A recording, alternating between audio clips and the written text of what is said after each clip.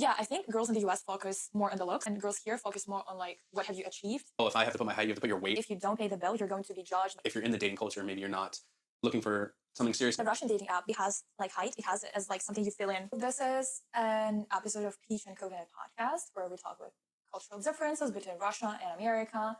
And what are we talking about today? We're talking about dating. Yeah, dating in Russia and in America. To start us off, we're going to start with how people meet. So in the United States, most people meet online. They usually use apps. I'm not on the apps, so I don't really know. But like I know Tinder, Bumble, Hinge, POF. Like there's all these different apps that people use, and that's typically how like the majority of people meet. They swipe, they scroll through, they say yes, no.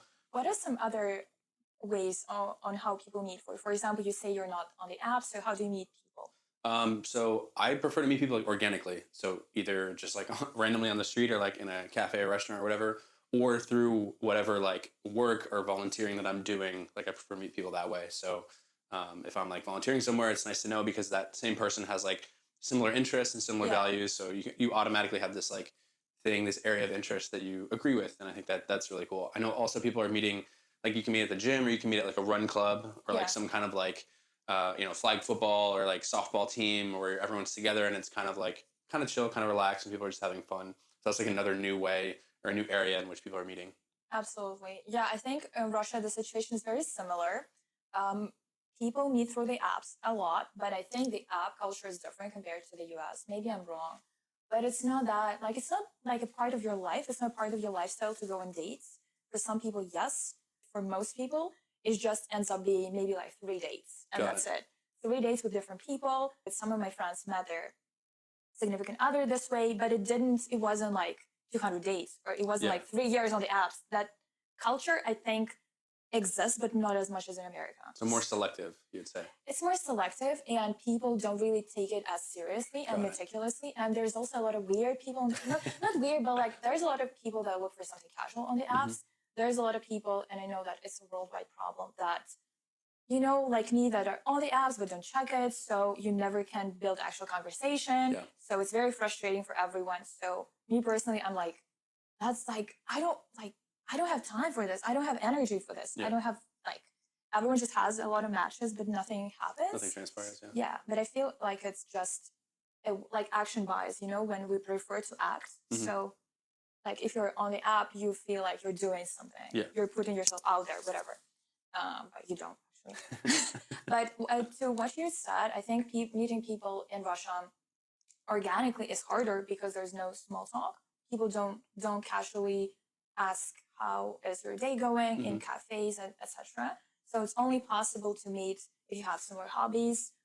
Volunteering is weird because we don't have this culture. So I wouldn't, like, if I was to think where could I meet like someone, even friends, I wouldn't consider volunteering. And then you have your hobbies, but your hobbies are normally like female or women or male specific through friends, I think. But in America, you do this when you introduce your friends to each other, right? What do you mean? Like you introduce your friends. That Do you like matchmaking? Yeah, definitely. Yeah, we don't do that. Oh, okay. So we're just an amazing country. Have you ever been introduced to like by someone? I'm sure in the past, it's happened. Have you introduced people? Yeah. Oh yeah, definitely. Okay. Yeah, and I mean it like, because you want your friends to be happy. So like you find if your friend is single and you have another friend who's single, you try to match them, and and then just see what happens because you want to support your friends and everything. Yeah, we don't do that. We don't do that at all. I also remember I told you I have an American friend in Moscow, and he at some point confronted me about not introducing him to any of my girlfriends. And I was like, huh? We don't do that? Like, that's weird. Yeah. I mean, some people do that, but like, it's not in the culture. Yeah, so I think most people meet at work, at university, at school, and online if you make effort. If you make an effort. And sometimes it's hobbies. I heard run clubs are a thing, or like a gym maybe. So I think it's very similar, but just worse here, maybe. But do you think given your observation, do you think there's some disadvantages in American dating compared to Russian one in terms of how people meet? I think for American dating, it might be more, like you were saying earlier, Russian dating is more selective. So like it's more quality versus quantity. Yeah. So there's a focus on like, okay, if I meet this person, then maybe we'll date for like a long time. Yeah. Whereas in America, there's more of like, if you're in the dating culture, maybe you're not looking for something serious necessarily, or Yeah. even if you are, if you meet someone, you might not find that to be serious with them right away.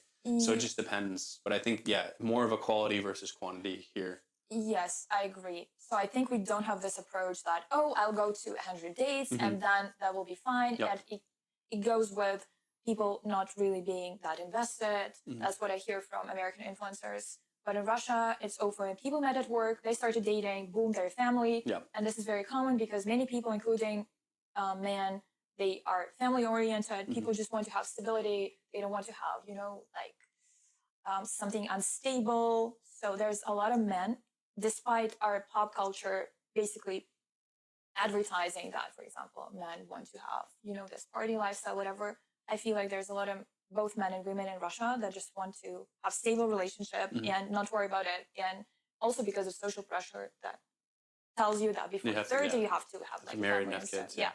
Yeah. And I mean, that goes along with like first dates, right? So like if we talk about how a first date is, I think there might be a lot less pressure in the United States on a first date, as far as like, you typically want to dress nicely, you typically want to go somewhere fun, but like I've been on first dates where we go like bowling, and I've been on first dates where we go to like dinner, and then I've been on first dates where we just like go in the park and just sit and walk, or sit and talk, or sit and walk, or whatever, and then it's just everything in between. So there's a very like diverse like variety of what you can do, and I would say it's less serious as a whole, especially if it's like a first date with somebody you meet online.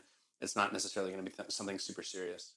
Yeah, I think you have it goes because you have this culture, right? So we don't have this dating culture. So I don't think it's very common for the first date to go somewhere like entertaining. Normally it's like either a dinner or a coffee. And there's a lot of, I know both in Russia and America, there's a lot of talks about like, oh, there's girls that don't want to have coffee dates, only dinner. There's this mentality that people only want to go on coffee dates because it's shorter. And if you don't like the person, you can just like call it, like quit it.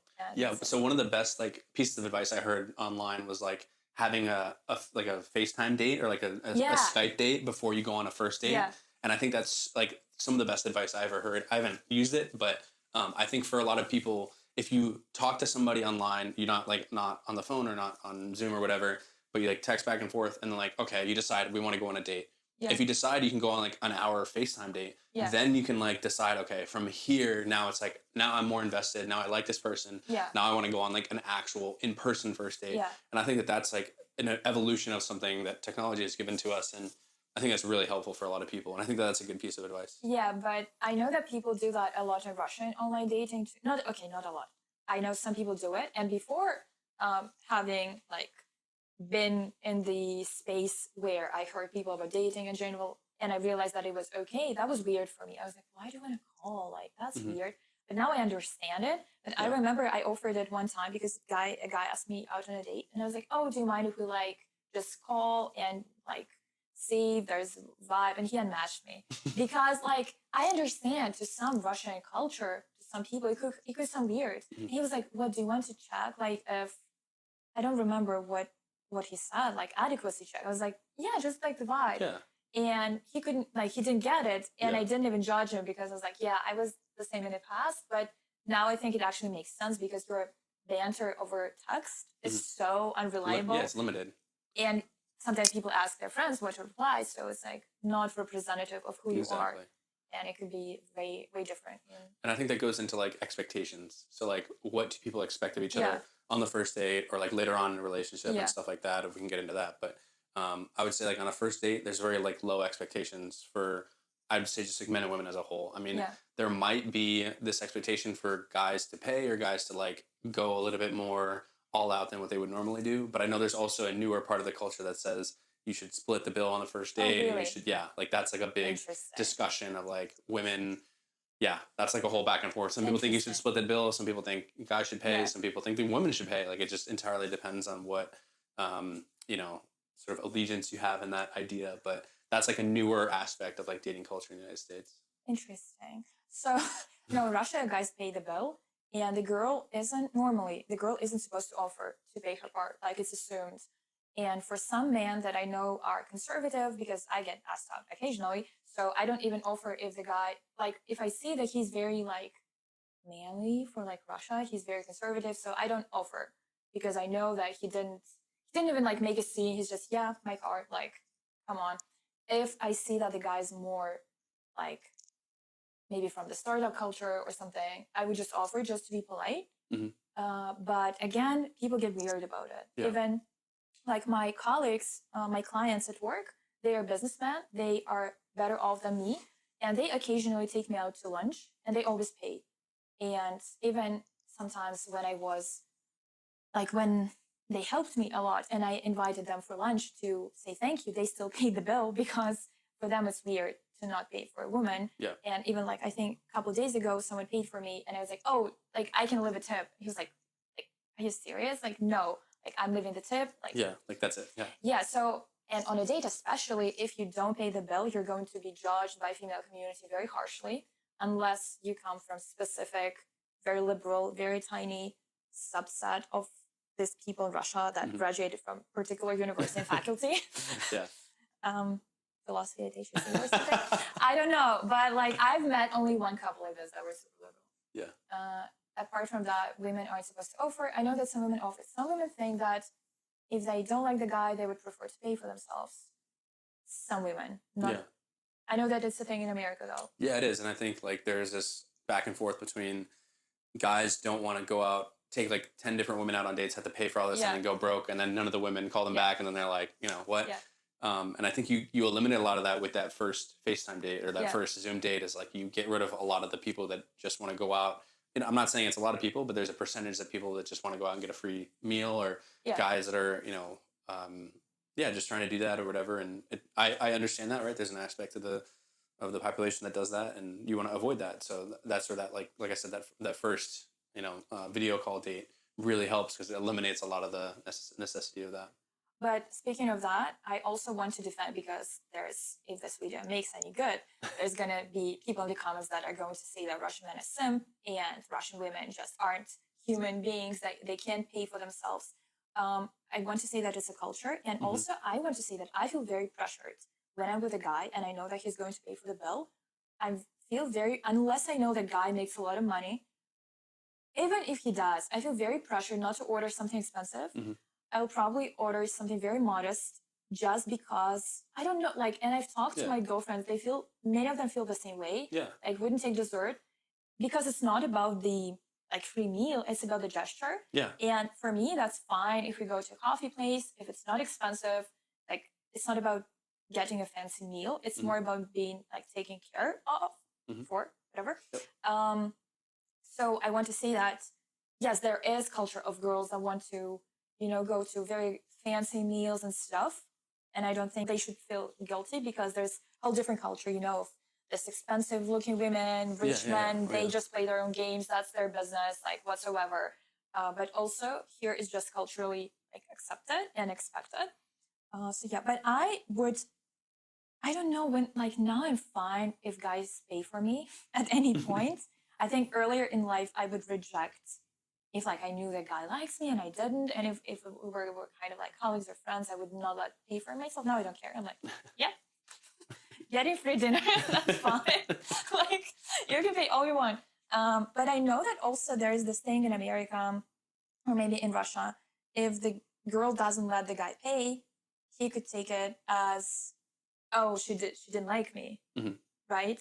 Yeah, or if the or the other way around, right? Yeah, exactly. Like if the guy is like, let's split the bill, then maybe that's implying that he didn't have a good time or whatever. Or it could be just, you know, he wants to split the bill. Like I think it entirely depends. But there is an aspect of it that says if a guy says he wants to split the bill, or if a girl says they want to split the bill, then it's like being like, okay, like I'm good. You know? I've heard of guys splitting the bill and then calling girls on the second date, and then girls were like, what? Yeah. Even in America and here. Like here for me, it's also weird when, you know, you don't really know, it's a gray area, you don't know if you're communicating as friends, and then the guy does not pay for you, you're like, huh, so I guess he didn't like me. And then you just realize the guy was like cheap. So you're like, oh, that's bad. Like that's like then you don't want to date him anyways. Yeah. You're like, yeah, I liked you, you know? I liked you very much. But now I don't think so. Yeah, so there's expectation. Is there any not rules, like what do you think commonly people discuss on the first date?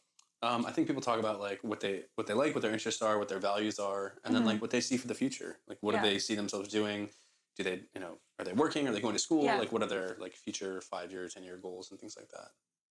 Okay, I have no idea what people talk about on the first date here.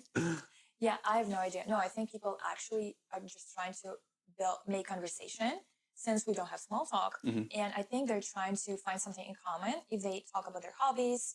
And then what my experience was, people just try to discuss something they like. So for example, you say that you like history and I can say, oh, I'm reading this book. And then we're going to discuss this book for the whole like chunk of time, just because I feel, again, there's not a culture and people are trying to build a conversation more and see if they vibe with the person and if they like talking to this person and if it's interesting. Yeah.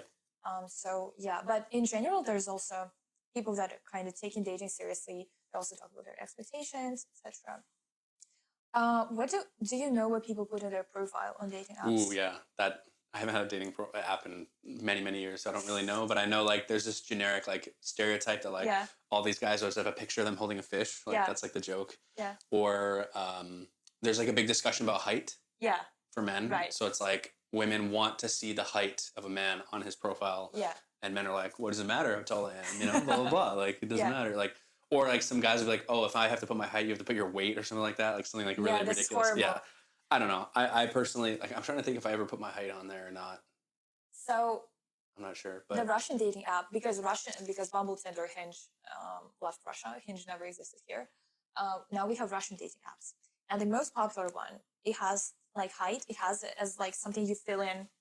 Like you have to fill in? Yeah, it's automatically on your profile. But I think it's a good thing because like I don't care about the height if the guy is just not shorter than me.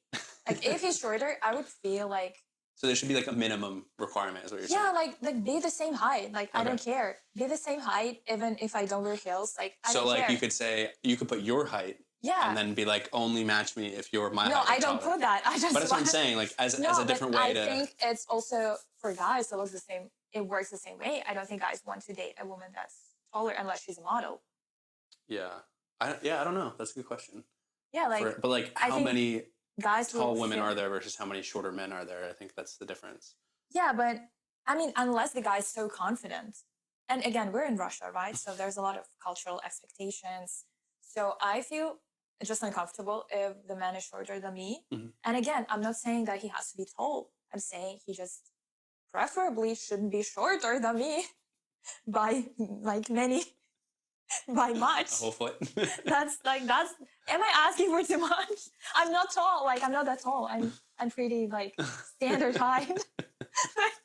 like I'm not asking for a lot here. I'm just. Yeah, but I understand. Yeah, for the short kings out there, like it is a there are struggle. Short girls. There are short girls. Yeah, but a short guy should be able to date whoever, right? Like height shouldn't matter. Yeah, but one of my best friends, she's very short, and she's so popular with guys, all her height. But she just has boyfriend after boyfriend. She's never had a break in her life. She's gonna be watching this like, damn it, Vero. She doesn't speak English, so I'm fine. And they're all like shorter than me. And I think for them it's also like, since she's short, for them it's good. They feel good about themselves. And they are not necessarily short guys. They're just maybe a little shorter than average. Am I going to get bullied for that? No, I think it's fine. Yeah, it's whatever, But again, if it's love, who knows? Maybe. Yeah, who cares, right? Maybe I end up with someone very short. You never know. It's a really short guy. So talking about expectations and like future plans. So I would say Russia as a whole is more like traditional and more like family oriented. And as far as like you were saying, there's a bigger pressure for people to, meet, get married, have kids, settle down like relatively young. Yes. Whereas in the United States, it's like, it's an open book. There's no rules. You can get married whenever. You can have kids whenever. Like, obviously, it might be different for women, but I think for men, there's more of an emphasis on like having your time or whatever. Yeah, but for men, it's everywhere actually. So you're like a bachelor and you're like a spinster. I feel like for women, there's also pressure in the US to get married before 30. For example, I've discussed it with a girl from South Korea, and she said that for them, marrying before 30 is weird. Like most people, yes, it's culturally weird. Most people marry after 32 something. So she's 25 and she has a boyfriend, but she says, "Oh, like I don't know if I'm going to marry him. I'm so young." And Russian girls, even when they're 22, 23, they get pressured. Many of them. It depends on the family and how like where you live and your circles. I feel like there's pressure, but I don't know. I feel like there's a new culture of very similar to American individualism, like pursuing your goals for many women and men. So people don't really rush a lot of people. But I feel like both in Russia and in America, and I feel like for many people around the world, it's important to like at some point be in a relationship because society still defines like if you're like good enough, if you can be like in a relationship. So I feel like many people feel like relieved when they enter a long-term relationship. Like that's what I see around me. Yeah, probably it's similar, but yeah, in Russia after the university, a lot of people get married and stuff. That makes sense. I mean, a lot of people in the United States meet at university too. We're right at about 30. If you want. I know that I've actually looked that up. The average age for getting married in the US for women is 30, for men is 31, and in Russia for women is 26 or 25, and for men it's like a year older. Wow, that's interesting. Yeah, so. That's like evidence right there. Yeah, makes sense. Like with the culture, but cool. We didn't talk about like what people put in their profiles in Russia. Oh yeah. And this is funny. Yeah, I have like my experience. So some men put that they want to have a skinny woman or not fat. They literally put it, and you're like, yeah, you couldn't do that in the United States. Yeah, you're like, what? Like, I mean, I'm not fat, but like that's just horrible. Yeah. It visually, I'm sure it looks very superficial to see that on a profile. Yeah, but I don't know what girls put. So maybe girls put something about like status and stuff. Generally, girls want you to be. Yeah, I think girls in the US focus more on the looks of the man, and girls here focus more on like what have you achieved, how much money you have, but from the perspective of like, can you like sustain the family with me in the future? So can you like be a provider if I get kids and I have to like stay with kids at home? That's why it's very important what kind of job do you have, if you have an apartment or not, or whatever. Makes sense. Yeah. So, but it's also superficial, but kind of fair. I don't know. So, is there a rule on how people ask each other on a date? Yeah, I mean, so like for flirting, I think it's more direct in the United States. Like people like they like start flirting with somebody, and like usually the guys makes the first move for the most part. But I mean, it's also more individualistic too. Like the girl can make the first move or ask the guy out, and that's like okay, that's not considered a bad thing. Yeah. Whereas here, I would say it's more traditional, right?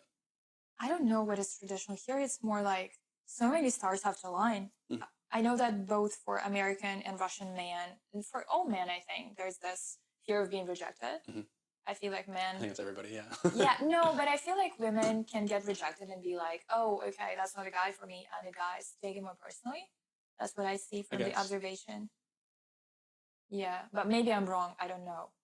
That's what I observe. Here, it's like I told you, like people can, make up things to help you or something, and then they see how you react. And and in America, it's more like direct. Like people can say, can people say I like you? Yeah. Yeah. Definitely. That's like usually how it starts, like, hey, I like you. Do you want to go on a date? Like that kind of stuff. That's like the language that you would use if you want to take somebody out on a date. Makes sense. Yeah, here I think it has to be more like more time together has to be spent if it's a hobby or something. And then you have online social networks where people react to your stories, chat, and then you're like, it's more, there has to be more conversation. There has to be more engagement. I think because it's less normalized to like directly ask people, unless you're on a dating app. On a dating app, that's fine. People just, let's go on a date, blah, blah, like second message. But in real life, I feel like people, of course, guys ask girls out. And there's a lot of fear of rejection. So there has to be like so many things that align. And what do people expect in a partner? I talk that girls expect here that about the sustainability, etc. Is there anything that you think guys expect from women in the US? Just pretty simply like typical things like honesty, loyalty, like attraction, like somebody that they can, believe in and trust and things like that. Is there any expectations for women in a relationship? Speaking from gender roles, so do you expect, like, if you got a girlfriend, what do you expect from her that she does in a relationship? I think it just depends. Like, of course, but you can just like decide, but like there should be a team aspect. Like there should be an aspect of like I do this and you do that. So like whatever that is between those two people, I think it just entirely depends. It doesn't have to be necessarily like traditional gender roles or traditional like Yeah. jobs, but in the sense that I value somebody who I can like share something with where we both contribute and like evenly, equally, and we're both a team in that sense. Yeah, but if we like generalize, do you think there's still some aspect of like men doing this and women doing this? In America, I would say no. No. Not so much. Yeah, but do you feel like guy takes more financial responsibility in the relationship still, or is Somewhat, it equally? yeah. Is it equally distributed? I think it depends, but yeah, I mean maybe more financial responsibility. Yeah. Okay. Yeah, I feel like here too.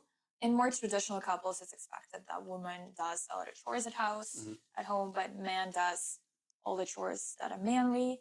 But now I feel like many of the couples that I know, people just split the responsibilities because women are pretty emancipated, and yeah, our men are also like advancing. So, but still, I feel like guys take more financial responsibility unless there is like equal distribution of income. So, but I feel like guys still feel a lot of pressure. Like my friend that I mentioned. Okay, I shouldn't speak like this. This is very personal. One of my friends. Somebody I know. No one knows which friend I mean. Like a guy. Some of my friends that are in a relationship and they make similar amount of money with their partners. I know that the guy's pressured because like he would like to contribute more, but he can't. So this is something people have to like bear in mind. But of course, I think mostly when it comes to kids, women are expected to take care of the kids. Yeah. So, and in America is the same. Yeah, I would say it leans more towards that. Yeah. Yeah. Do you think there's any like what are the challenges that people face now in America in terms of dating?